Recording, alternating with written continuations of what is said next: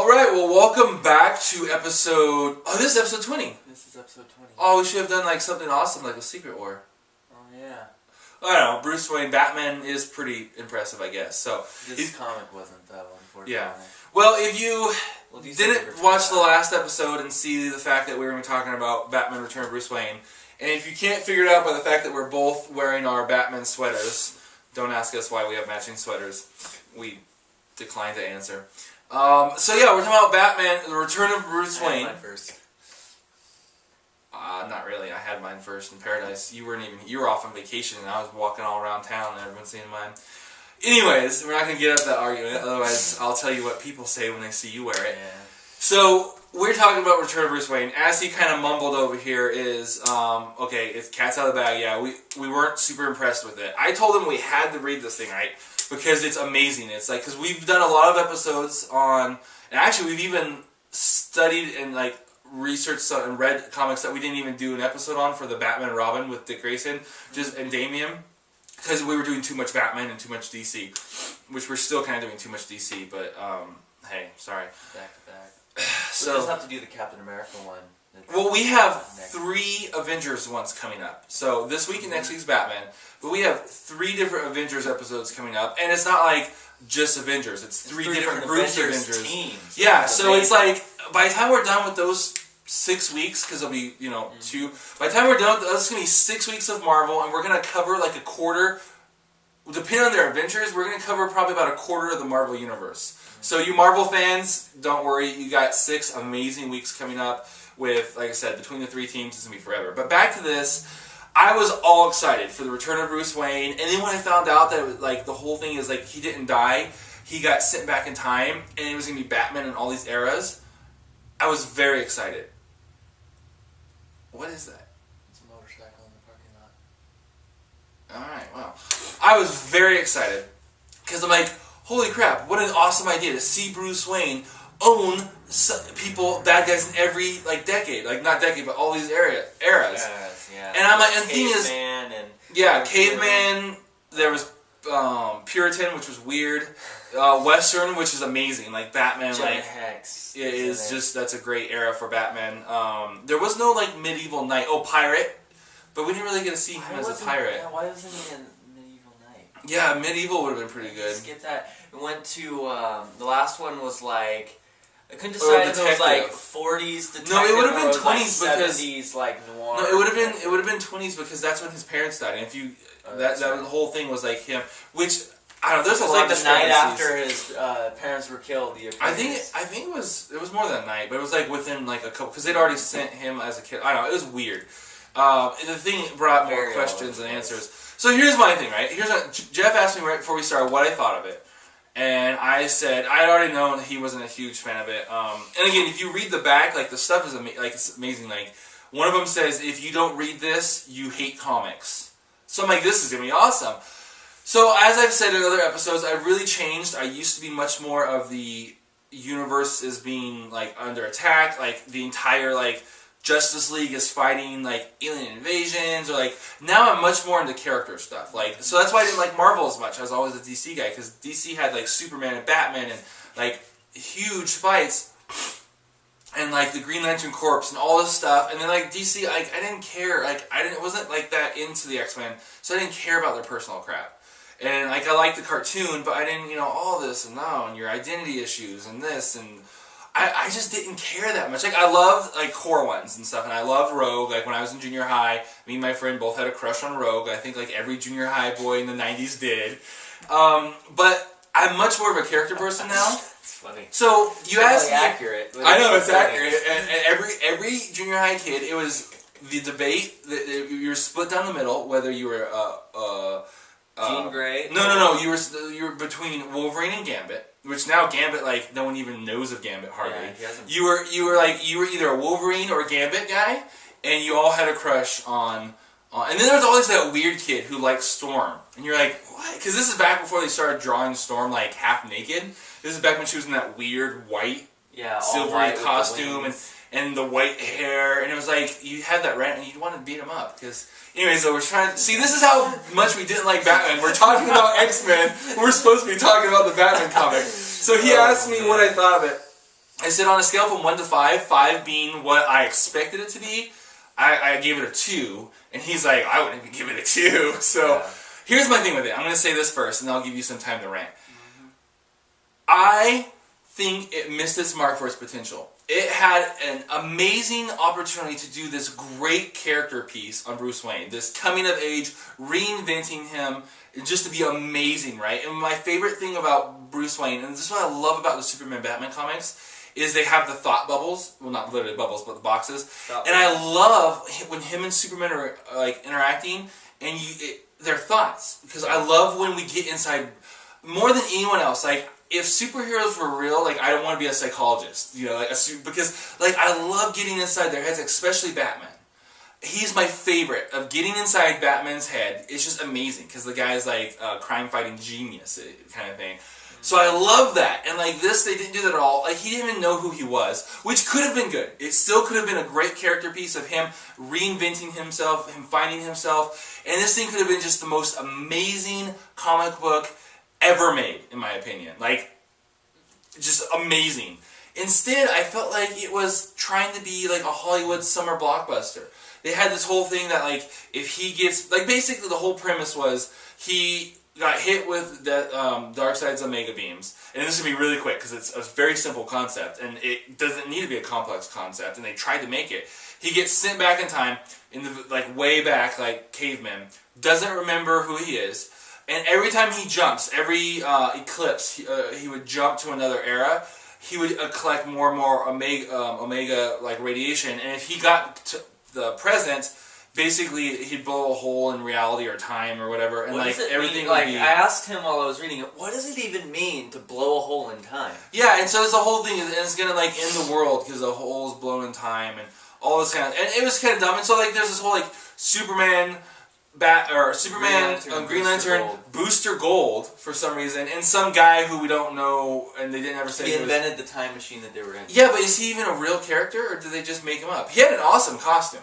He had this like. He was just a scientist. He had this like Buck Rogers, Flash Gordon, not the skin type, but like more like the leather, like jacket. He had a really cool costume, but they didn't really describe who he was, and like they're going on this adventure. Then there's like the Justice League, like trying like we're gonna have to stop Batman.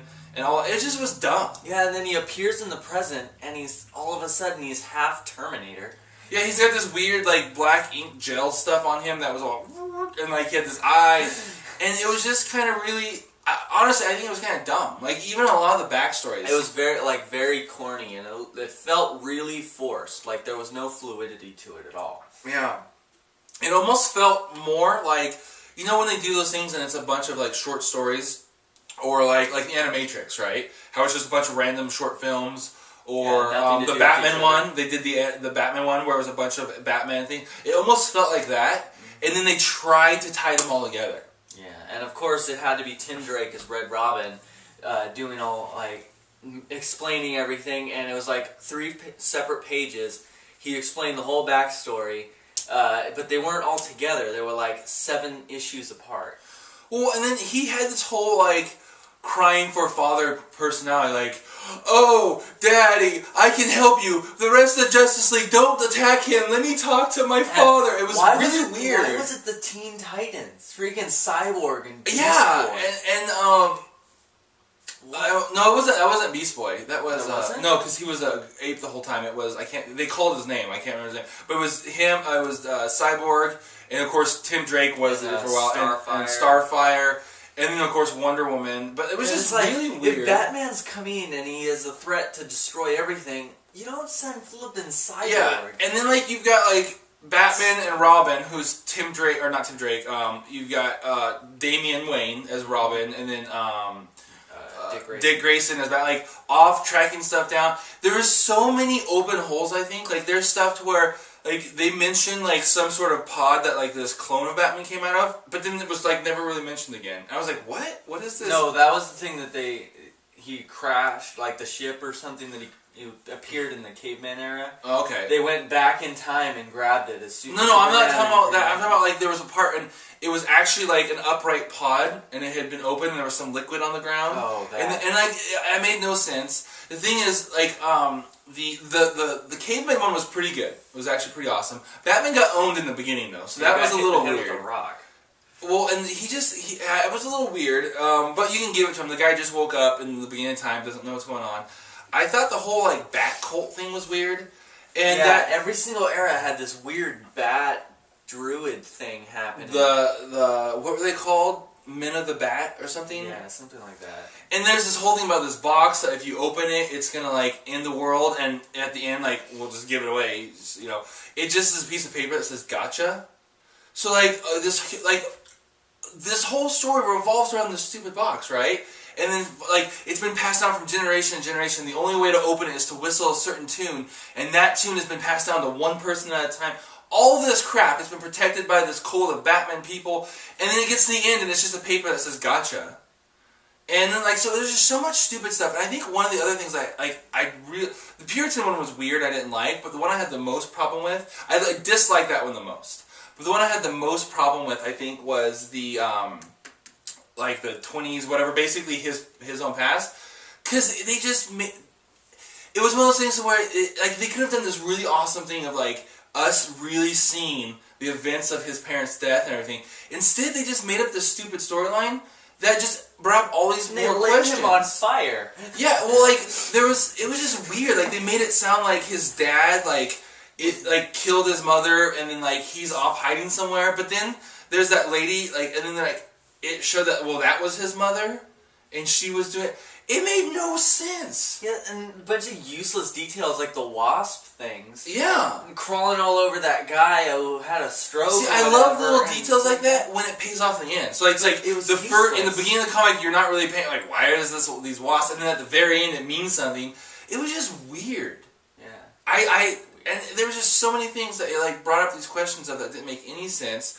Why? How are these people in this tomb area? And like, why wasn't Alfred there? Like, like Alfred. I don't know. It mentions him. Like, it shows these at the vanishing point, which is like the beginning or end of all time, or something like that, or archive, or something like that. It shows a bunch of different devices that are key to like the timeline, and one of them is, what was it? It was like a bell, and like Bruce Wayne sitting there and just ringing it, and is like, Alfred will come if I ring this, Alfred will come and stop the bleeding, and he's like bleeding out of his side for some reason, but I don't think they said why. No, and the thing is, and that was a very pivotal moment. They go back to when, like, the beginning, and so like it's like if he ring, it didn't make any sense. It seemed like it was trying to be super symbolic, but it just didn't make a lot of sense. Yeah, and it did not. The only part that like I said, the first story was pretty good, the caveman thing. It was a little weird, but it was pretty good.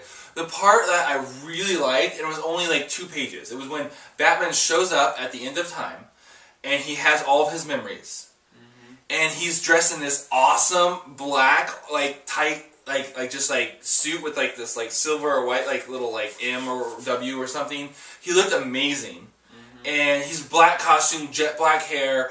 And it reminded me of like when Superman came back from dying, the black Kryptonian like healing suit minus the weird silver ruffles on the side. And he like knows like he's like, oh, blah blah blah, like this is what needs to be done, and like I also need my memory wipe to save everything. And then it goes back and then it goes from like this. So it starts off, the entire thing's like this like floundering, confused man. And then it goes to like, I'm Batman, that I'm freaking awesome for 2 pages, and then you turn it and he's this weird mutated. Yeah, and he's like, he has, what's her name, Wonder Woman, tie him up with the lasso of truth, make him tell the truth. Apparently, like, there's this secondary voice that's, like, possessed him or something, and we're at 14. Alright, yeah, let's just go ahead and wrap it up. Yeah. And, he's tied up, and so he's telling, like, the truth, I guess, and he, like, reveals how everything works. But that undoes what he did by wiping his memory. It was just so stupid. Yeah. So anyways, yeah, I said this was not nearly as good. Like, I think it could have been an amazing, like, Batman character piece that could have made, like, fans of Batman. People who, like, weren't even into Batman all of a sudden would have, like, for years to come would have loved Batman because of the story. Instead, it was just another stupid DC, the world's gonna end kind of story that I did not really enjoy. I think I wouldn't mind reading it a second time. Just to because, make a little more like sense. sometimes, like, when you know the end of the story, the beginning makes more sense. Yeah. Thing. But they just put in too many, like the journal things, especially during the pirate era, where there's just big old, like, 1.5 inch wide blocks of just text. Yeah, it just wasn't that great. I really think it missed the mark. I think it could have been so much better. But that's really that. I guess that would be the review. Yeah, we're kind of beating it to death now. Yeah, so we're at that. We're gonna go ahead and end. Next episode, we'll actually talk about some more important stuff with it. So until then, I'm of course Jared Elrod. Jeff, he doesn't want you to know his last name because he's afraid of identity theft.